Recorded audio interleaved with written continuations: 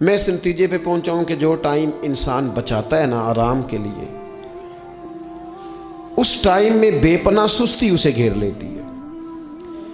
ہم چھوٹے ہوتے تھے بچپن میں، اسکول سے ایک چھٹی کرتے تھے، پھر دوسری کرنے کو بھی دل کرتا تھا، دوسری کرتے تھے پھر تیسری کرنے کو بھی دل کرتا تھا۔ گاڑی اسی کا نام ہے جو چلتی رہے، ڈیوٹی اسی کا نام ہے جو ہمیشہ کی جائے۔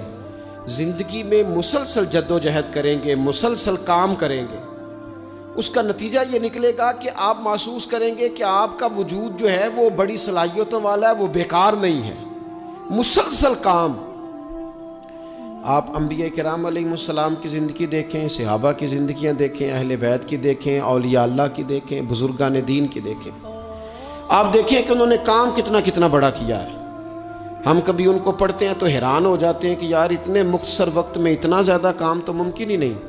اعلیٰ حضرت رحمۃ اللہ علیہ نے 1000 کتاب لکھ دی، امام بخاری نے پوری دنیا میں گھوم کر احادیث جمع کر کے ایک جگہ پہ اکٹھی کر دی، اور پھر اصول وضع کر دیے حدیث پاک کے کہ حدیث کس طرح قبول کی جائے گی، پھر اس میں فرق کر دیا کہ صحیح کون سی ہے، متواتر کون سی ہے، حسن کون سی ہے، ضعیف کون سی ہے، موضوع ہو تو پھر اس کے قاعدے کیا ہیں۔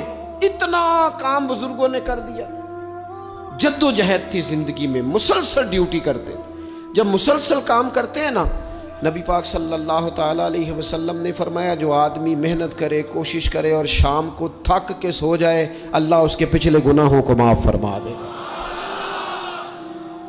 تو چلتے رہیں، جد و جہد کریں، ہمت کریں، کوشش کریں۔ کبھی کبھی یوں ہوتا ہے کہ انسان سمجھتا ہے کہ میں نے کوشش تو کی تھی، لیکن یار یہ میرے کوشش کرنے سے کوئی نتیجہ نہیں نکلا۔ عارف رومی رحمۃ اللہ علیہ فرماتے ہیں کہ ایک شہر ایسا تھا جس میں ایک بیماری بار بار حملہ کرتی تھی، تو 3-4 پہاڑیاں ایک دوسرے کے اوپر تھیں، اکٹھے پہاڑ بنے ہوئے تھے، اس کے اوپر وہ جڑی بوٹی تھی جس سے اس بیماری کا علاج ہوتا تھا۔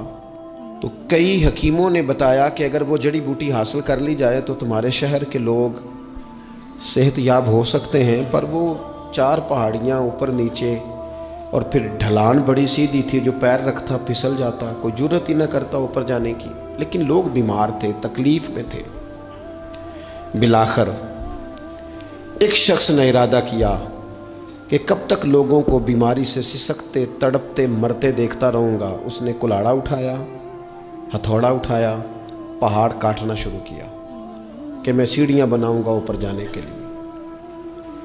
فرماتے ہیں کہ وہ پہاڑ کاٹ رہا تھا تو جو قریب آتے تھے نا، وہ اسے کہتے تھے پاگل ہو گیا تو اکیلا بندہ کیسے پہاڑ کاٹے گا، بیوقوف ہے، چھوڑ دے۔ اس نے کہا یار تم ساتھ نہیں چل سکتے تو حوصلہ شکنی تو نہ کرو، مجھے کچھ کرنے تو دو۔ سالوں لگ گئے، ایک پہاڑ کاٹ کے سیڑھیاں بنائی اس نے، پھر دوسرا پہاڑ شروع کیا، پھر سالوں لگ گئے، اور 2 پہاڑ کاٹے تھے، بڑھاپا آ گیا، بیمار ہو گیا، موت کا وقت آ گیا۔ اب چونکہ سیڑھیاں بن گئی تھی تو 2 پہاڑ کٹ گئے تھے، وہاں تک لوگ آنے جانے لگے تھے۔ این اس وقت جب وہ دنیا سے جا رہا تھا، پھر بھی کچھ لوگ حوصلہ شکنی کر رہے تھے، اسے کہہ رہے تھے خدا کے بندے کیا نتیجہ نکلا۔ کچھ لوگوں کی ڈیوٹی ہوتی ہے اپوزیشن کا کردار ادا کرنا، وہ ہر موقع پر حوصلہ شکنی کرتے ہیں۔ اب اس پر آخری وقت آ گیا ہے، باوجود اس کے کچھ لوگوں نے جا کے کہا کیا نتیجہ نکلا جی، تیرے اوپر موت کا وقت آ گیا ہے، تو اوپر تک تو جا نہیں سکا، فائدہ کیا ہوا؟ وہ کہنے لگا بیوقوفو تمہیں پتہ ہی نہیں میں کامیاب ہو کے جا رہا ہوں۔ انہوں نے کہا کس طرح؟ کہنے لگا میں نے آدھا سفر آسان کر دیا ہے، اب جو میرے بعد آئے گا نا اسے 0 سے نہیں شروع کرنا پڑے گا، میں نے آدھا سفر اس کے لیے آسان کر دیا۔ وہ تیسرے پہاڑ سے شروع کرے گا، 2 کاٹے گا تو جڑی بوٹی تک پہنچ جائے گا، لوگوں کو شفا ہونے لگے گی اللہ کے فضل سے۔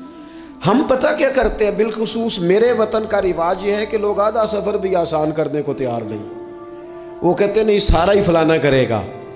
جتنے انبیاء دنیا میں آئے نا میرے دوستو، وہ سارے کامیاب گئے، لیکن کسی کے ساتھ 4 امتی، کسی کے ساتھ 10، کسی کے ساتھ 100، کسی کے ساتھ 200، لیکن نبی کامیاب گئے۔ کیوں؟